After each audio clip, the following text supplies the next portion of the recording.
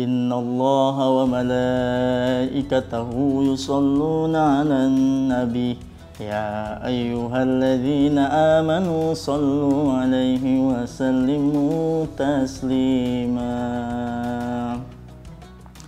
Allahumma shalli wa sallim ala sayyidina Muhammadin sa'ibil busyra salatan tubashshiruna biha wa ahlana wa auladana wa jami'a masyayikhina wal mu'allimina wa talabatana wa talibatina min yaumina hadha ila yaumil akhirah.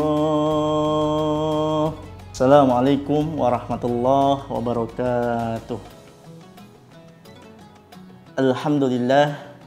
Alhamdulillahi rabbil alamin wa bihi nasta'in wa ala umurid dunya waddin wassalatu wassalamu ala asrafil anbiya'i wal mursalin sayyidina wa maulana Muhammadin wa ala alihi wa ashabihi ajmain, amma ba'du.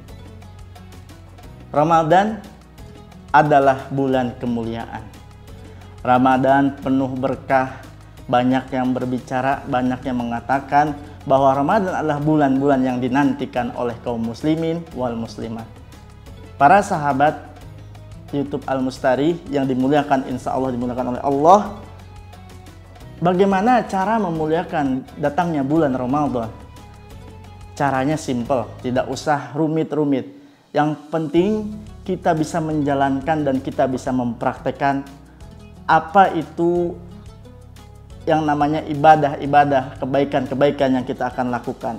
Yang pertama, cara memuliakan bulan Ramadan dengan melakukan ibadah puasa. Nah, ibadah puasa yang seperti apa, Bapak? Nah, yang pertama, puasa tidak boleh diiringi dengan yang namanya ngegibah. Puasa tidak boleh yang namanya dengki. Puasa tidak boleh yang namanya dengan menghumbar hawa nafsu.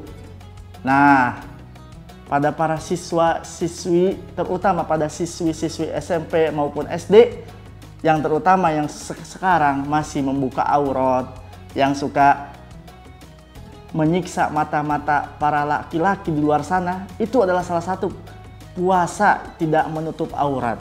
Ya, mulai sekarang, mulai detik ini, kalau bisa, kalau sanggup, diusahakan kita merubah. Tahun lalu kita masih membuka aurat, dan tahun ini kita usahakan punya niat untuk menutup aurat. Dianjurkan dan kita selalu meminta, ya Allah berikanlah hidayah kepada diri kita agar kita selalu beristiqomah menutup aurat. Untuk apa, Bapak? Karena dosa itu hanya bukan dari laki-lakinya, tetapi para kaum wanita yang tidak mau menutup aurat. Maka dari itu mudah-mudahan siswa-siswi yang utamanya adalah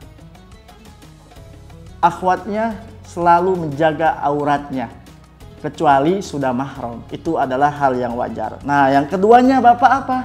Yang keduanya adalah taraweh. Taraweh setiap malam selama bulan Ramadan. Di sini bulan Ramadan dan setiap malam kita melakukan sholat taraweh. Nah, zaman anak muda sekarang ini ada yang namanya taraweh keliling. Kelilingnya dapat, tapi tarawihnya nggak lewat. Jadi misalkan berangkat dari rumah, berangkat ke musola, berangkat ke masjid, tapi nyatanya hanya sebagai pencitraan saja kepada orang tua, tapi tidak datang ke tempat ibadah, hanya membawa sarung, menenteng sarung, tapi tidak datang. Itu adalah salat tarawih yang sia-sia, tidak sempurna. Jadi sayang, ya sayang seribu sayang, karena bulan Ramadan ini sangat ditunggu-tunggu. 11 bulan kita menunggu hanya untuk bulan Ramadan. Maka dari itu kita rubah, ya, yang tadinya sholat tarawih wudunya di musola, sekarang wudunya di rumah. Satu langkah satu pahala, satu langkah kaki kanan satu pahala, satu langkah kaki kiri dihapus dengan satu dosa. Nah, maka dari itu yang semakin jauh jaraknya dari tempat ibadah, semakin banyak pahala dan semakin dosa yang yang berguguran. Nah, selanjutnya menyempurnakan sahur di akhir. Nah, biasanya yang suka begadang, yang suka sering ibaratnya berkeliaran tanpa melakukan hal yang baik. Nah, ini biasanya sahur suka menggampangkan. Saya sahur jam 1 boleh, sahur jam 2 boleh, sahur jam 3 boleh. Tapi di sini diutamakan sahur yang di akhir. Kenapa? Ketika kita sahur jam 1, posisinya kita ibaratnya sudah makan dan kita ngantuk. Dan yang sahur jam 2 sama saja. Ketika sudah sahur bangunnya jam nanti bisa jadi kesiangan, ya. Tidak ada yang tahu, namanya udah perutnya kosong, diisi sama nasi, kenyang, tinggal tidur terlelap tanpa melaksanakan sholat subuh. Makanya itu sholat sahur diakhiri. Jadi maka dari itu mudah-mudahan para siswa-siswi SMP, SD Islam Al Mustari bisa melakukannya ketika sahur itu di akhir. Yang utamanya biar tidak terlalu lama dan kita bisa melaksanakan sholat subuh. Dan yang keempatnya, tadarus Al-Quran dan mengkajinya. Mungkin tahun Ramadan yang sebelumnya kita tadarus hanya tadarus saja, ya, tanpa ada yang namanya mengkaji. Mengkaji itu apa Bapak? Mengkaji itu adalah membaca terjemahannya. Contoh kecil, kemarin kita tadarus fokus khotam 30 juz.